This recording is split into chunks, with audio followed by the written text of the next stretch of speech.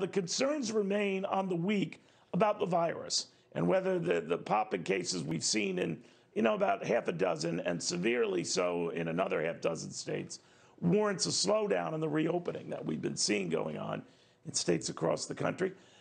Scott Martin, if that doesn't prove that the virus is at the core of where this market goes, I think it's been put to rest. What do you think? I agree. And gosh, Neil, you just talked about today. I mean, man, did I pick the wrong week to quit drinking. That, by the way, is a line from Lloyd Bridges in Airplane. You might be too young to remember that, my friend, but I saw it in the theaters. Which is funny to say that. I remember well. I still watch it, if you can believe it. But it's funny, too, Neil. We're not seeing the same movie, though, to stay on that theme nowadays in June as we were in March, to your point. Think about the news, Neil, that's come out just this week on COVID and certainly some of the social unrest that's out there. That would have slammed the market. And nowadays, the economy's improving, the market's maturing. We're maybe getting past some of the shocks and some of the emotion that the market was feeling just some weeks ago. And that's why you're seeing such a great rebound today off of what was a disastrous day yesterday.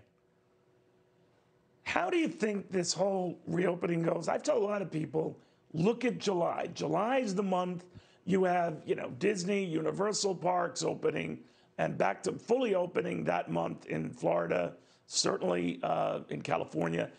You have most businesses almost completely open by that month. So I'm wondering how that all goes.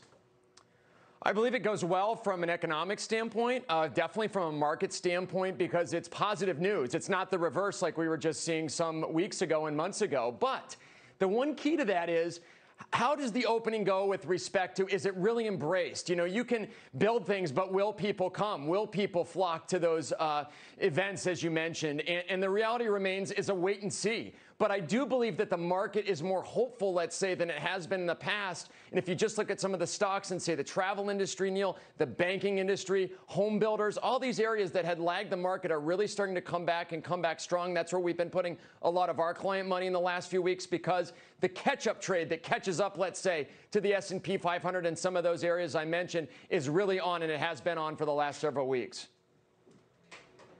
How do you feel about stimulus, Scott? Do we need it? There's a debate back and forth. You don't need as much, but even the White House is talking about something. So are the markets hanging on that? Are you hanging on that? Well, we all need stimulus in one way or another, don't we, Neil? Now, there's many millions watching, so we want to be careful how we take that. Yeah. Yes, sir. I remember that well. It's cable. But you know what's funny is, Neil, it seems like the market is comforted by that in the sense that if the economy does slow, if the market does pull back, the Fed and Treasury are waiting in the wings to pump more money in, and that's something that I believe gives stocks confidence here and keeps interest rates low. Scott, always a pleasure, my friend. Thank you very much, Scott Martin. Good sense of humor and a very good stock market guy as well. All right, let you know also about a couple of